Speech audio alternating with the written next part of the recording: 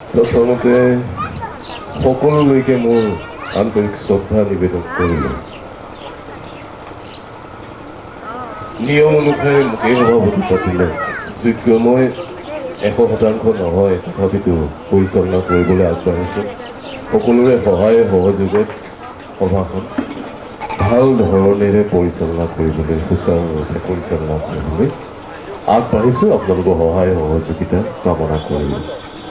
মই প্ৰথমে ক'ব বিচাৰোঁ, আমাৰ ইয়াত সম্বৰ্ধনা জ্ঞাপন কৰিবলৈ নিমন্ত্ৰণ কৰা ৰেখা এতিয়া হয়তো ডাক্তৰৰ হাতত তাই কেনেধৰণে আছে আমি নাজানো। তেনেই অকণমানি অৱস্থাৰ পৰা মই ৰেখাক লগ পাইছোঁ। সৰুতেই মাতটো ভাল, তাই সৰুকালৰ পৰা মই খুব ভালধৰণে চিনি পাওঁ।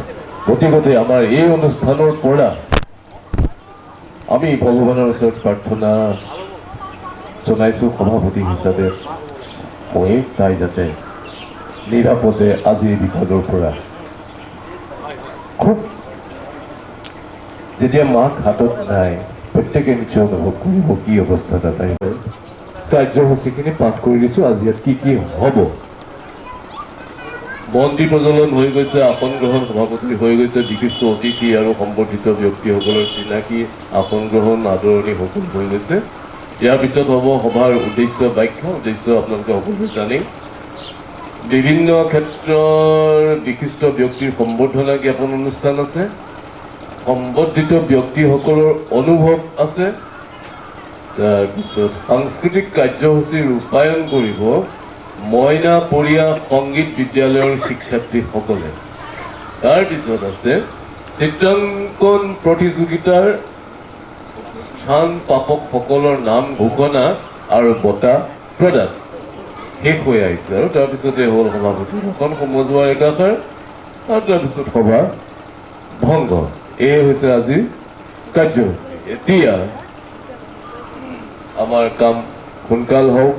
সকলোৱে আজিৰ যিখিনি আমাৰ অসুবিধা হৈছে সকলোৱে উপলব্ধি কৰিছে।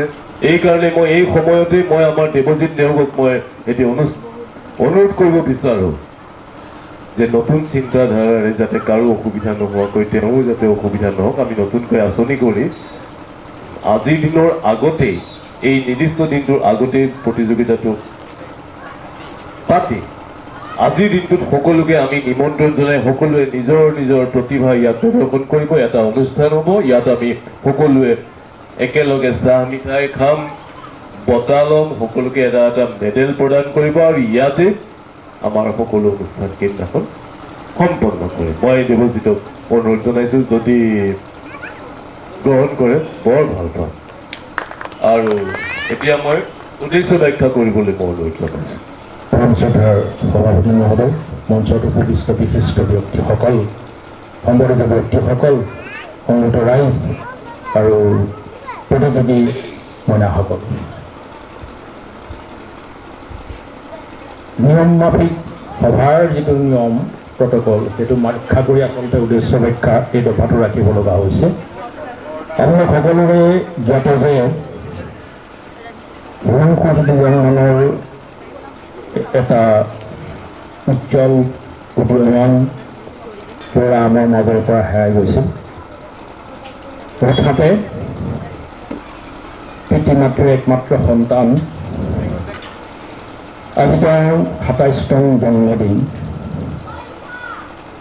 এই উপজা দিনটোত পিতৃ মাতৃৰ অতি ইচ্ছা, হেঁপাহ আৰু আমাৰ এটা কৰণীয় কৰ্তব্য বুলি ভাবি তেওঁলোকৰ লগত আমি একেলগে থাকি, তেওঁলোক যে পুত্ৰ হাৰা হোৱা নাই, এতিয়াও তেওঁলোকৰ হাতত বহুত পুত্ৰ সন্তান পুত্ৰী আছে।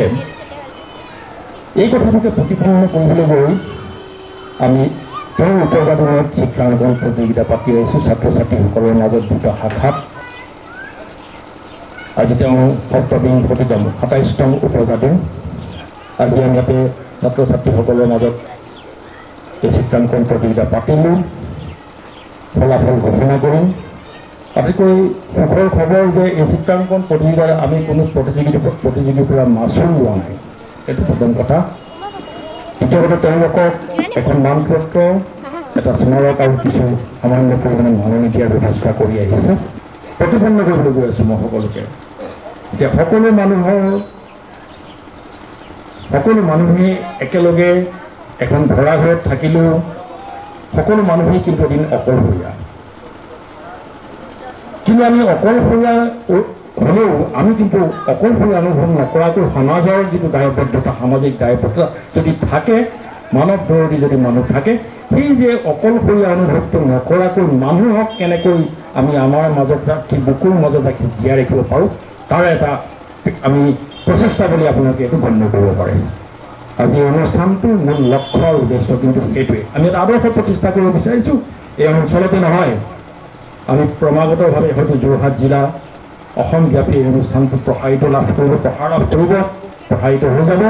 আমি এটাই বাৰ্তা প্ৰেৰণ কৰিম যে কোনো মানুহ অকলশৰীয়া নহয়, সকলোৱে লগ আছে। কোনো পিতৃ মাতৃ পুত্ৰহাৰা নহয়, সকলো সন্তান আমাৰেই সন্তান। এনে চিন্তা চৰ্চাৰে আমি কাম কৰি আছোঁ, কৰি গৈ থাকিম। সকলোকে আহ্বান জনাইছোঁ, নতুন প্ৰজন্মকো কৈছোঁ যে অনাগত দিনত আমি যি আদৰ্শ দেখাইছোঁ বা দেখাবলৈ চেষ্টা কৰিছোঁ, সেই আদৰ্শ যাতে তোমালোকে আগবাঢ়ি গৈ থাকা, মানুহক যাতে লগ দিয়া। ভাল দিনত মানুহৰ লগত লগ হোৱা মানুহ ঢেৰ আছে, সুদিনত মানুহৰ লগ খোৱা মানুহ ঢেৰ আছে, ভোজ খাবলৈ অহা মানুহ ঢেৰ আছে, বিবাহ উৎসৱত অহা মানুহ ঢেৰ আছে। কিন্তু দুদিনত বেয়া দিনবিলাকৰ লগতো যে মানুহৰ লগত থাকিব লাগে, সেইটো আমাৰ ডক্টৰ ভূপেন হাজৰিকাই কোৱাৰ দৰে মানুহে মানুহৰ বাবে যদি অকণো নেভাবে, ভাবিব কোনে নোকোৱা। সেই গীতৰ মৰ্ম উপলব্ধি কৰি আমি এই অনুষ্ঠান কৰি আছোঁ। এই অনুষ্ঠানটোৰ উদ্দেশ্য ইমানেই, অকণমান মই নিশ্চিতভাৱে কৈছোঁ এইকাৰণেই যে ইয়াৰ লগত এই অনুষ্ঠানটো অকল চিত্ৰাংকন প্ৰতিযোগিতা পাতি বঁটা বিতৰণ কৰাটো কিন্তু মুখ্য উদ্দেশ্য নহয়। ইয়াৰ অন্তলত কেইবাটাও কথা আছে। দেখিছে আজি বিভিন্ন ক্ষেত্ৰৰ কেইবাজনো ব্যক্তিক আনি তেখেতসকলক সম্বৰ্ধনা জনোৱা, মানে কি তাকে নতুন প্ৰজন্মক প্ৰেৰণা যোগোৱা হৈছে। এজন খেতিয়কক অনা হৈছে, এজন ঢোলৰ যাদুকৰ অনা হৈছে, যি ঢোল বিদ্যা শেষ হৈ যাব বিচাৰিছে, এজন লোকশিল্পীক আমি আদৰণি জনাব বিচাৰিছোঁ। আৰু ইয়াৰ নিধিৰ জৰিয়তে দুৰ্গতজনক, অসহায়জনক সামান্য পৰিমাণে আৰ্থিক সাহায্য প্ৰদান কৰাৰ এটা প্ৰচেষ্টা অব্যাহত ৰখা হৈছে। গতিকে এটা সুন্দৰ মহান প্ৰচেষ্টা। গতিকে মই দেৱজিৎ নেওগ আৰু তেওঁৰ পত্নী সহধৰ্মিনী মোৰ ভগ্নী সকলোকে কৈছোঁ, তোমালোক কেতিয়াও অকলশৰীয়া, এটা হাত চাব দিয়ক। তেওঁলোক কাহানিও অকলশৰীয়া নহয়, আমি সদায় তেওঁলোকৰ লগত আছোঁ। এইটো হ'ল আজি ইন্দ্ৰেশ্বৰ বৰা আৰু পৰশ মণি বৰা, এই চাৰিজন বিভিন্ন ক্ষেত্ৰৰ ব্যক্তিক আজি এটা সম্বৰ্ধনা জনোৱা হ'ব। আমি আপোনালোকে হয়তো চিনি পাই, মেলেঙৰ মানুহে নিশ্চিতভাৱে চিনি পাব শ্ৰীযুত মীৰাৰাম দত্তদেৱ। অকণমান আপুনি থিয় হৈ দিয়কচোন। চিনি পাইছেনে বাৰু কোনো? আপোনালোকে চিনি পাইছেনে?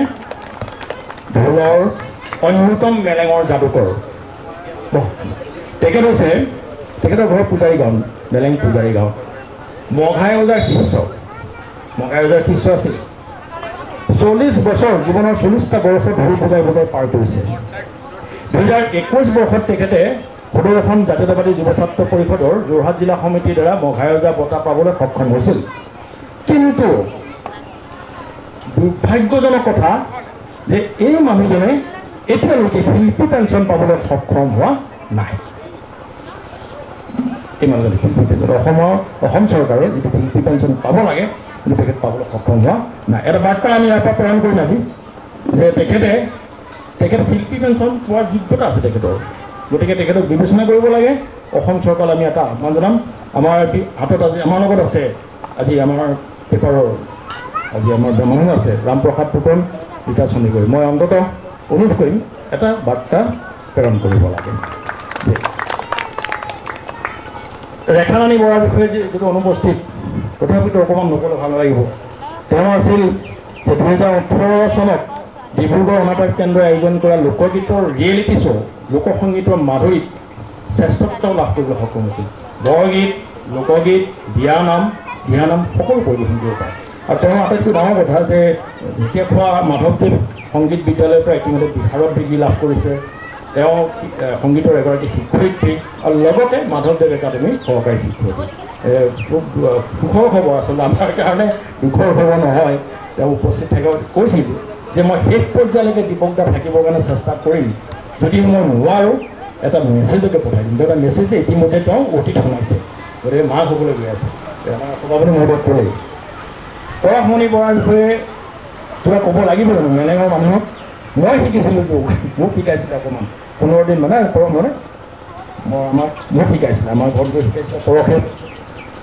আচলতে তেওঁ যিটো ক্ষেত্ৰত কাম কৰি আছে, স্থানীয়ভাৱে বহু প্ৰতিভাগত মানুহ নাজানে, আচলতে পৰশৰ বিষয়ে বহুত কথা নাজানে, আৰু তেওঁ ইমান সুন্দৰ কিছুমান কথা ছ'চিয়েল মিডিয়াত লিখি থাকে, আটাইতকৈ দৰকাৰী। তুমি নিউৰৰ হেৰিয়াৰ ওপৰত যিটো লিখিছিলা, পঢ়িলে নাই ৰাইজে, মই নাজানো ছ'চিয়েল নহয়, ইমান এটা উপকাৰী এটা প্ৰয়োজনীয় বস্তু যে যোগে কেনেকৈ মানুহৰ নাৰ্ভ সক্ৰিয় কৰি ৰাখে, মগজু সক্ৰিয় কৰি যোগাগুৰু পৰশমণি বৰা। সুন্দৰ স্বাস্থ্যৰ কেনেকৈ যোগ কৰি পাব পাৰি নতুন প্ৰজন্মই শিকিব লগা আছে এইজন পৰশমণি বৰা। মই ইন্দ্ৰেশ্বৰ বৰুৱাৰ বিষয়ে মই ক'বৰ বাবে তেখেতৰ বিষয়ে খুব ভালকৈ জানিব আমাৰ দেৱজিৎ নেওগে। মই অনুৰোধ জনাম তেখেতৰ বিষয়ে অকণমান ৰাজহুৱাকৈ, মই বিশেষকৈ তেখেতৰ বিষয়ে ইতিমধ্যে জানিব পৰা হোৱা নাই, মই অনুৰোধ কৰিছোঁ। শ্ৰীযুত ইন্দ্ৰেশ্বৰ বৰা ডাঙৰীয়া, তেখেত এজন প্ৰগতিশীল খেতিয়ক হিচাপে তেখেতে যথেষ্ট সুনাম অৰ্জন কৰিছে। তেখেতে 2008 চনৰ ৰিপাব্লিক ডে মানে গণতন্ত্ৰ দিৱসত তেখেতে DC-ৰ পৰা আমাৰ উপায়ুক্ত মহোদয়ৰ পৰা তেখেতে এখন প্ৰমাণ পত্ৰ গ্ৰহণ কৰিছে। তেখেতক প্ৰগতিশীল খেতিয়ক হিচাপে মানে তেখেতক সম্বৰ্ধনা জনোৱা হৈছিল। লগতে আৰু অন্যান্য বহুতো চাৰ্টিফিকেট তেখেতৰ হাতত আছে, আৰু তেখেতৰ এতিয়া মানুহে খেতি বাতি এৰি দিছে, আৰু কৰ্মবিমুখতাৰ দিনত তেখেত আটাইতকৈ ডাঙৰ কথাটো তেখেত হ'ল ছায়েন্স গ্ৰেজুৱেট। তেখেতে চাকৰি পাই চাকৰি এৰি দি দিলে, তাৰপিছত তেখেতে খেতিত নিমগ্ন হৈ তেখেতে এতিয়া কাম অকল খেতিয়ে কৰি আছে। দুজন সুযোগ্য পুত্ৰ, দুজনক ইঞ্জিনিয়াৰ কৰিলে, এজন আছে অশ্বিনী ক'ত গ'লে? অশ্বিনী এজন তেওঁ ইঞ্জিনিয়াৰ, বৰ্তমান চাকৰি পোৱা নাই, এই যোৱা বছৰ ওলাইছে তেওঁ। আৰু এজনে আপোনাৰ এজনে AICL-ত ইঞ্জিনিয়াৰ কৰে। আৰু আটাইতকৈ আৰু ডাঙৰ কথা, তেখেতৰ পত্নী তেখেত আৰ্টছ গ্ৰেজুৱেট, তেখেতে যোৰহাট কলেজত চাকৰি কৰি আছিল, আৰু তেখেতক ছাপোৰ্ট কৰিবৰ কাৰণে চাকৰি এৰি দুয়ো একেলগে খেতিত নিমগ্ন হ'ল। কিমান ডাঙৰ কথা আপোনালোকে সেইটো নিজে চিন্তা কৰে। আমাৰ মানুহে খেতি এৰি দিছে, কিন্তু আমাৰ মানুহে খেতি এৰি দিছে, দুদিনৰ পাছত আমাৰ কৰ্পৰেট ছেক্টৰে খেতি মাটি দখল কৰিব, তাৰপিছত যেতিয়া আমাৰ অৰুণোদয় বন্ধ কৰি দিব, আমাৰ মানুহে তাতে আকৌ কৰ্পৰেট ছেক্টৰত হাজিৰা কৰিবলৈ যাব। কথাটো কিন্তু ভাবি ল'ব দেই আপোনালোকে। আমাৰ খেতি বাতি এৰি কিমান ডাঙৰ, আৰু এখেতলৈ চাওক, এখেত এজন ডাঙৰ আদৰ্শ, বহুত ডাঙৰ আদৰ্শ। আমাৰ ইয়াত আগতে এবাৰ মহান বৰাক আমি গৈ থৈ গ'লোঁ, মহান এজন আদৰ্শ। ইন্দ্ৰেশ্বৰ বৰা এইকত ভাতটো ইন্দ্ৰেশ্বৰ বৰা তেখেতৰ ডাঙৰ ককাই বুলিয়ে তেখেত মহানে জ্ঞান কৰে। গতিকে খেতি লৈ মানুহে কি কৰিব পাৰে আৰু সন্মান লাগে নে কি লাগে, তেখেতৰ ঘৰলৈ গ'লে গম পাব। আপোনাৰ একদম তাজা তাজা খেতি দেখোঁ, তাজা তাজা ফল মূল, তাজা তাজা আপোনাৰ শাক পাচলি ওলাব। সেইদিনা মোকো অকণমান প্ৰেজেণ্ট মানে তেখেতে উপহাৰ হিচাপে দিলে, খাই বহুত ধুনীয়া, একদম লোকেল স্থানীয় সঁচৰ থলুৱা একদম বস্তু। গতিকে তেখেতলৈ এটা ধুনীয়াকৈ সকলোৱে হাত চাপৰি দিলে খুব ভাল পাম। মই তেখেতসকলক সম্বৰ্ধনা জনাবৰ বাবে দেৱজিৎ নেওগ, দিগন্ত বৰা, পাৰ্থজ্যোতি মঞ্জু দত্ত, আপোনালোক একেলগে আহক, একেলগে চাৰিজনকে কৰি দিয়ক কামটো, মানে সময়ৰ প্ৰতি চাৰিজনকে সম্বৰ্ধনা জনাই লওকচোন আপুনি।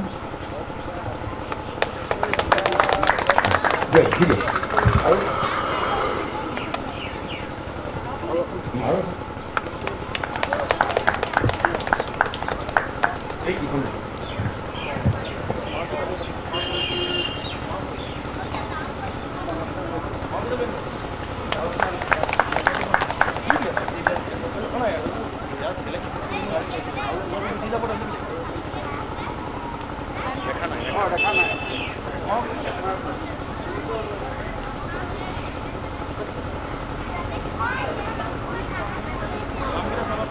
প্ৰদান কৰিলেই হ'ব বুলি ভাবিছোঁ। এয়া দিয়কচোন, এইটো মীনাৰাম দত্ত দেৱক। ইতিমধ্যে আমি যিখিনি কথা তেখেতসকলৰ সম্পৰ্কে কৈছোঁ সেইখিনি আছে।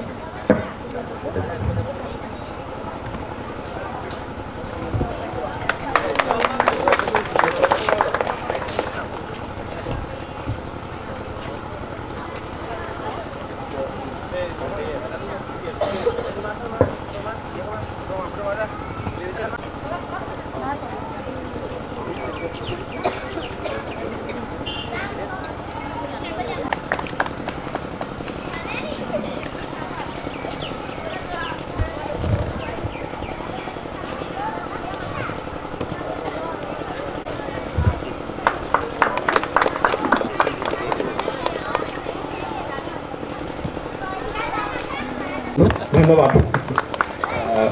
আপোনাৰ অনুভৱটো কেনেকুৱা আজি কওকচোন, কেনেকুৱা লাগিছে? খুব খুব অতি সুন্দৰ পাইছোঁ আৰু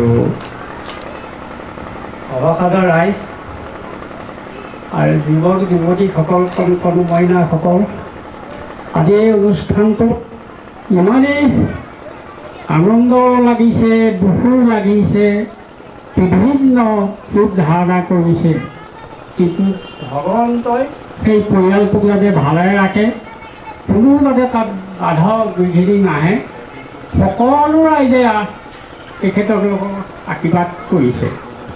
আৰু মই আপোনালোকৰ আগত বেছি নকওঁ, দুটামান কথা কওঁ। মই নগাঁৱৰ লগত বহুত দিন ফুৰিলোঁ আৰু বহুত জেগাটো গ'লোঁ, বহুত জেগাটোত ঢোল বজালোঁ আৰু ধৰক আপোনাৰ মালিকাবিলাক মনত আছেনে? ভোগী ছোৱালী মালিকাখন মনত আছেনে? নাই নাই নাই, এনেই মালিকাবিলাক মনত আছে? ঢোল ঢোল ঢোলটো আছেনে নাই? ঢোল আছে, এতিয়া ঢোল বজাব পাৰেনে? পাৰোঁ অলপমান। নবজায় নেকি আপুনি? যদি বিয়া এখনলৈ মাতি দিয়া যাব নেকি? তেনেকৈ যাবলৈ অলপ জটিল হয়। জটিল হয় নহয়, একদম সৰুকৈ মালিকাৰ এফাকি সুন্দৰ।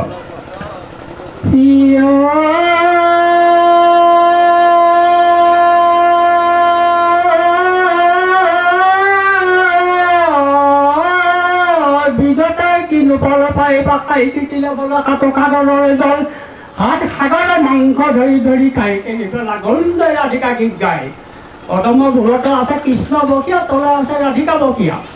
সেইদিনা ধৰ চিৰাগিনীটো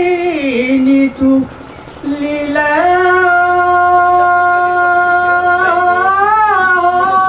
পূবে পৰম কৰগদগিৰি মহাৰাই কৈছিল পৰম কৰ ভৈৰৱ মালৰে মালা মালা চৰি কুলা চৰি দূৰত আছে খাৰলি খাৰলি আৰলি পাই নহয় বিধিৰ যুগত সকলো ৰাজা দিয়ক জয় ধনী তুলিয়া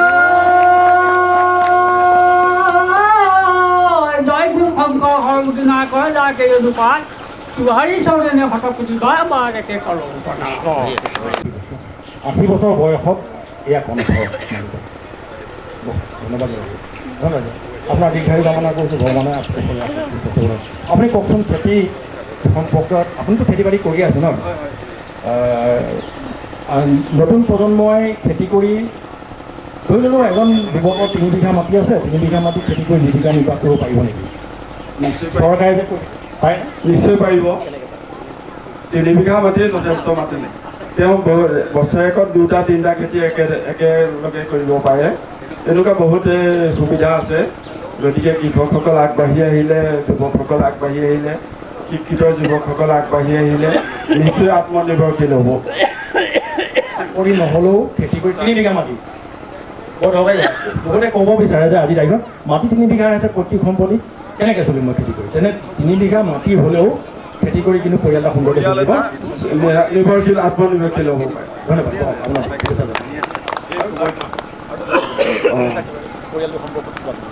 এই ভোটখনতে মই হিমাংশু জ্যোতি মেম্বৰা আমাৰ সৎগতিৰ কাৰণে য'তেই আছে ত'তেই থাকিবৰ কাৰণে এফাকি মহাপুৰুষৰ বাণীৰে প্ৰভু চৰণত প্ৰাৰ্থনা কৰিছোঁ। নমো নমো নাৰায়ণ প্ৰসন্ন হৈও কহৰি তয়োক মায়া কণি জান আপোনাৰ মহিমাক আপুনি বেকত কৰি জীয়ক কৰি পৰিত্ৰাণ ৰাম জীৱক কৰি পৰিত্ৰাণ। কৃষ্ণ প্ৰভু চৰণ। ধন্যবাদ জনাইছোঁ, ধন্যবাদ ধন্যবাদ ধন্যবাদ। কেনেকৈ সম্ভৱ পাৰে? জয় জয়তে মই আজি হিমাংশুজ্যোতি নেওগ সোঁৱৰণী সাহায্য নিধিৰ সমূহ কাৰ্যকৰ্তাক মোৰ আন্তৰিক ধন্যবাদ জ্ঞাপন কৰিছোঁ। আজি আমাৰ মাজত হিমাংশুজ্যোতি নাই যদিও তেওঁক আমি অনুভৱ কৰিছোঁ আৰু এই যি মহৎ প্ৰচেষ্টা হাতত লৈছে যাতে আমি বিভিন্ন ক্ষেত্ৰত কাম কৰি থকা মানুহসকলক প্ৰেৰণা পাইছোঁ। আজি মই সঁচাকৈ এইটো অনুভৱ কৰিছোঁ যে মানুহ কেতিয়াও নাথাকে, কিন্তু মানুহৰ নামটো থাকি যায়। আৰু এতিয়া মোৰ কথাটো, মই এজন যুৱ শিক্ষক হিচাপে আজি 2006 চনৰ পৰাই কাম কৰিছোঁ। মই ব্যক্তিগতভাৱে কওঁ যে মোৰ নিজৰ বহুত অসুখ হৈছিল। মই পলিটেকনিক ডিগ্ৰীধাৰী ইঞ্জিনিয়াৰ আছিলোঁ, কিন্তু মই চাকৰি বাদ দিবলগীয়া হ'ল। এইমছৰ পৰা আৰম্ভ কৰি মই বহুত জেগাত মই চিকিৎসা কৰিলোঁ, কিন্তু শেষত মোৰ যোগই মোক প্ৰাণ বচালে। আৰু সেইকাৰণে মোৰ যোগ মোৰ নিচা হ'ল আৰু বৰ্তমান মোৰ পেচাও হ'ল, মোৰ পেচন আৰু মোৰ প্ৰফেশ্যন। আৰু মই বৰ্তমান অসমৰ বিভিন্ন স্কুল কলেজত ছাত্ৰ ছাত্ৰীৰ বৌদ্ধিক বিকাশ লগতে স্মৃতি শক্তি বিকাশৰ ক্ষেত্ৰত কাম কৰিছোঁ। আৰু গুৱাহাটীত মই বিভিন্ন ব্যক্তিৰ যিটো এলজাইমাৰ ৰোগৰ সমস্যা, স্মৃতি শক্তি হ্ৰাস হোৱা, তাতো কাম কৰিছোঁ। যথেষ্ট ভাল ফল পাইছোঁ আৰু দেখিছোঁ যে বৰ্তমান সময়ত আমি ঔষধে আমাক কেতিয়াও আৰোগ্য কৰিব নোৱাৰে। ঔষধে আমাৰ ৰোগটো নিয়ন্ত্ৰণ কৰে, কিন্তু পিছত তাৰ বহুত দুষ্পৰিমাণ আছে। কিন্তু আমি যদি যোগৰ মাধ্যমেৰে আমি বহুত ৰোগ ভাল কৰিব পাৰোঁ। আৰু আমাৰ ছাত্ৰ ছাত্ৰীসকলে বিশেষকৈ তিনিটা কথা মনত ৰাখিব লাগে যে আহাৰ, বিহাৰ আৰু বিচাৰ। আমি প্ৰথম আহাৰটো আমি বিশেষকৈ আমাৰ দীপকদা যিটো ক'লে আমাৰ ফাষ্টফুড এইবিলাক আমি বৰ্জন কৰিব লাগে। আমি যথেষ্ট পৰিমাণে ফল মূল জাতীয় আহাৰ গ্ৰহণ কৰিব লাগে। দ্বিতীয়টো হ'ল আমাৰ যিটো জীৱন ধাৰা, বিহাৰ, আমাৰ জীৱন প্ৰণালী সঠিক হ'ব লাগে। আৰু আমাৰ মনলৈ অহা চিন্তাবিলাক যদি আমাৰ সদায় পজিটিভ সকাৰাত্মক হয়, আমি এজন সুনাগৰিক হিচাপে আমি নিজকে গঢ়িব পাৰিম, আমি নিজৰ কৰ্মক্ষেত্ৰত আগবাঢ়ি যাব পাৰিম। গতিকে ইমানকে কৈ মোৰ সামৰণি মাৰিছোঁ আৰু পুনৰবাৰ মই এবাৰ ধন্যবাদ জ্ঞাপন কৰিলোঁ। এটাও এৰিব নোৱাৰা এক একোটা বিষয়। সকলোকে আকৰ্ষিত হ'বলৈ মই অনুৰোধ জনাইছোঁ, নিজৰ কাৰণেই ভাল। এতিয়া আছে সাংস্কৃতিক কাৰ্যসূচীৰ ৰূপায়ণ মইনাপৰীয়া সংগীত বিদ্যালয়ৰ শিক্ষাৰ্থীসকল। তেওঁলোক উপস্থিত আছে নেকি? আহিব। তেতিয়াহ'লে আমি তেওঁলোক অহালৈ ৰৈ নিশ্চয় নাথাকোঁ। এতিয়া হ'ব আমাৰ চিত্ৰাংকন প্ৰতিযোগিতা। চিত্ৰাংকন প্ৰতিযোগিতাৰ নাম ঘোষণা আছিল যদিও পিছলৈ যাব বুলি কৈছে, কাৰণ এইটো এটা ছাছপেন্স আছে। হ'ব বাৰু। এতিয়া আছে চিধাই দিলে সভাপতি মহোদয় ভাষণ, কিন্তু মই এতিয়া ভাষণ নিদিওঁ। সমজুৱা একাষাৰ আছে, গতিকে চমুৱাই সকলোকে দুআষাৰ ক'বলৈ মই অনুৰোধ জনাইছোঁ। চমুকে কওক, সকলোকে অনুৰোধ জনাইছোঁ।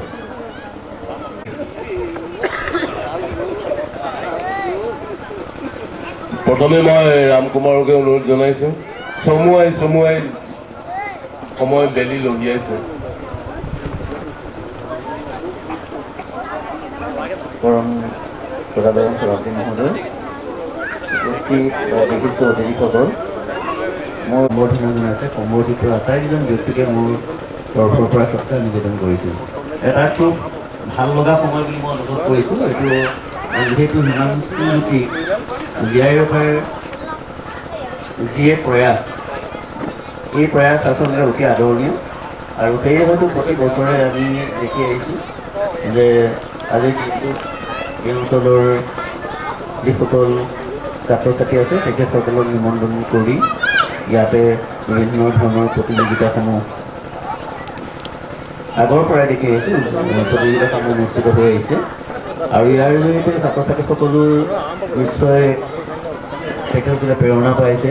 আৰু হিমাংশুজ্যোতিৰ পৰিয়ালে যিটো উদ্দেশ্য লৈ এই অনুষ্ঠানটো অনুষ্ঠিত কৰে, সেই অনুষ্ঠানটো এটা সফলতা ইয়াৰ দ্বাৰা নিৰ্মিত হৈ আহিছে।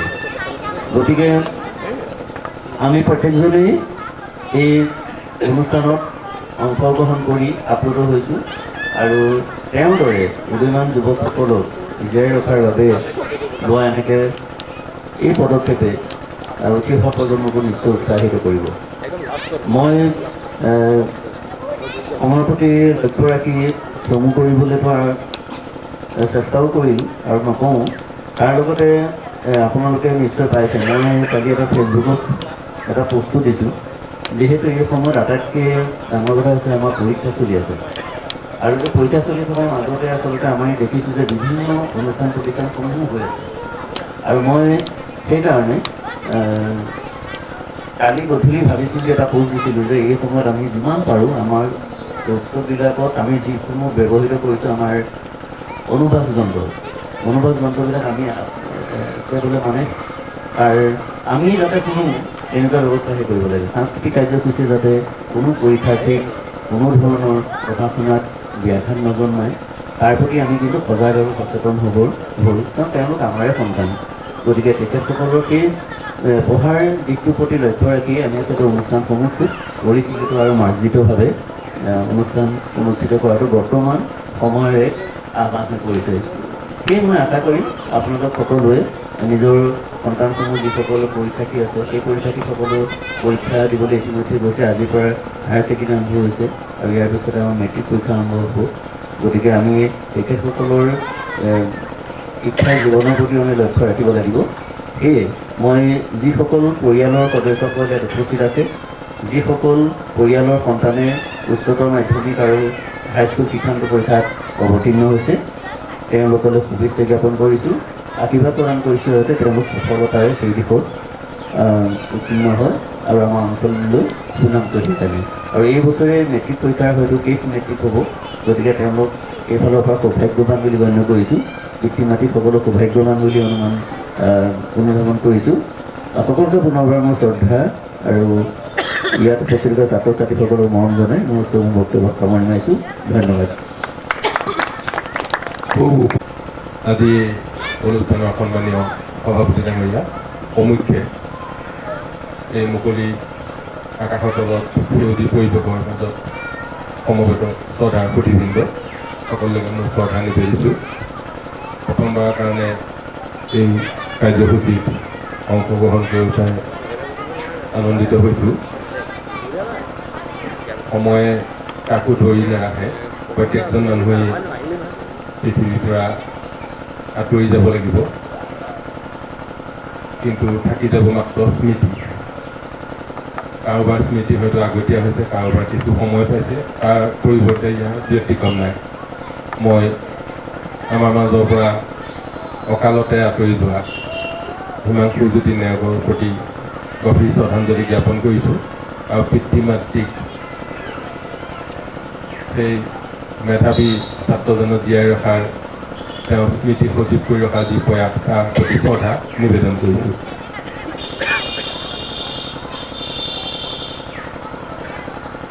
আজি বুলি আশা কৰিছোঁ আৰু মই বিশেষ ক'ব বিচৰা নাই।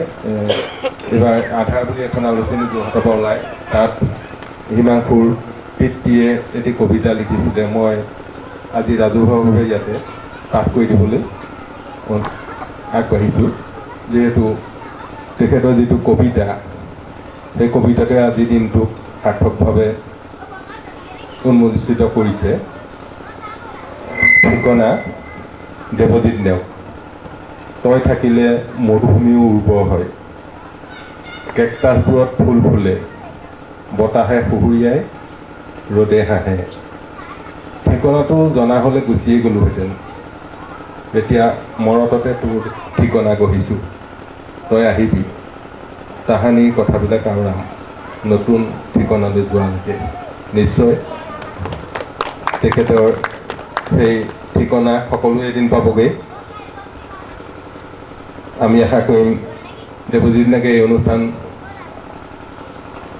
অৱধাৰিতভাৱে আগবঢ়াই নিয়ক প্ৰতি বছৰে, আৰু তেখেতে সুদীৰ্ঘ জীৱন পাওক, ঠিকনালৈ যাবলৈ তেখেতে সময় বেছি লওক। ধন্যবাদ।